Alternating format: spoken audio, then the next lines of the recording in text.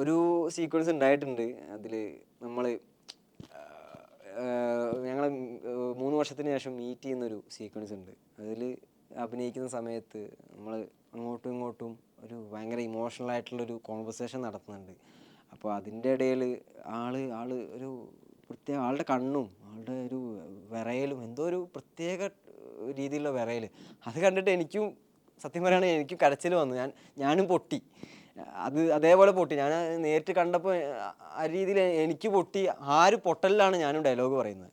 ആൾ തന്നത് ഞാൻ തിരിച്ച് ആൾക്ക് കൊടുത്ത്, അപ്പോൾ ഞാൻ തിരിച്ചു കൊടുത്തതിന് എനിക്ക് റെസ്പോണ്ട് ചെയ്യുക, അങ്ങനെ ഒരു കൊടുക്കൽ വാങ്ങൽ സംഭവം ആ സീനിൽ നടന്നിട്ടുണ്ട്.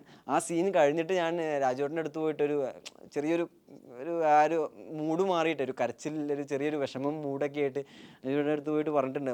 ഇത് ഒന്നൊന്നര പെർഫോമൻസായി പോയിട്ട് രാജുവേട്ടാന്നുള്ള രീതിയിൽ പറഞ്ഞിട്ടുണ്ടായിരുന്നു. ആ ഒരു കോമ്പിനേഷൻ എനിക്ക് എല്ലാം കോമ്പിനേഷൻ സീൻസാണ് ഉള്ളത് ഈ സിനിമയിൽ. ഇപ്പോൾ രാജുവേട്ടൻ്റെ ഒപ്പരം, ജിമ്മിച്ചായൻ്റെ ഒപ്പരം, റിക്കിൻ്റെ ഒപ്പരം, താലിബ് സാറിൻ്റെ ഒപ്പരം, ഇവരുടെയൊക്കെ കൂടെയാണ് ഞാൻ കോമ്പിനേഷൻ സീൻസ് എല്ലാം ഉണ്ടായിട്ടുള്ളത്.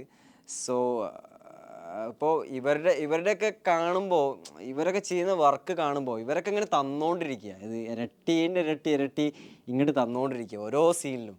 അപ്പോൾ അതിനൊത്ത് ഉയരാന്നുള്ളത് എന്നെ സംബന്ധിച്ച് ചലഞ്ച്. ഇവർ തരുമ്പോൾ പിന്നെ എനിക്ക് തിരിച്ച് കൊടുക്കാതിരിക്കാൻ പറ്റില്ലല്ലോ.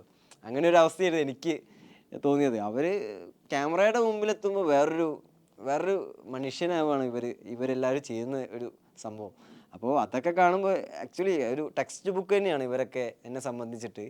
ഇവർ ചെയ്യുന്ന വർക്കുകളും അതിന് മുന്നേ എടുക്കുന്ന ഒബ്സർവേഷനുകളും, എല്ലാവരും ഭയങ്കര ഒബ്സർവേഴ്സാണ് എല്ലാ കാര്യങ്ങളും. ഇപ്പോൾ രാജുവേട്ടൻ തന്നെ പറഞ്ഞിട്ടുണ്ട് എൻ്റെ അടുത്ത് ഒരു ദിവസം, ഞാൻ ഫസ്റ്റ് ഷെഡ്യൂളിലായ സമയത്ത് മരുഭൂമിയിൽ എല്ലാവരും കണ്ണടച്ചുകൊണ്ടിരിക്കും. അങ്ങനൊരു സംഭവമുണ്ട്. മണൽക്കാറ്റൊക്കെ വരുന്ന സമയത്ത് കണ്ണടച്ചുകൊണ്ടിരിക്കും.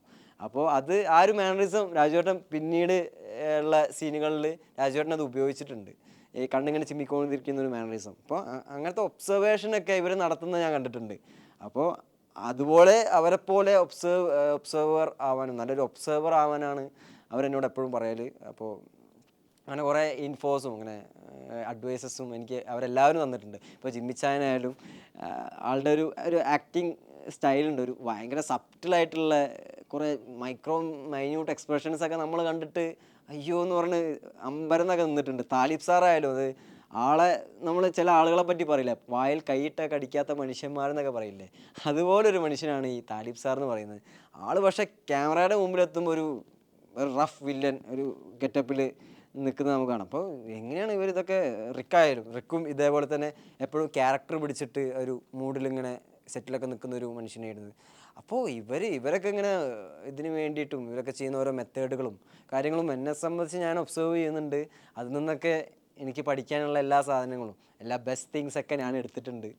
അതെന്നെ സംബന്ധിച്ചിട്ടൊരു ആക്ടർ എന്ന രീതിയിൽ എപ്പോഴും ഒരു ഹെൽപ്ഫുള്ളായിട്ടുള്ള കുറേ കാര്യങ്ങളാണ് ഞാൻ അവരുടെ അടുത്ത് നിന്നൊക്കെ പഠിച്ചത്.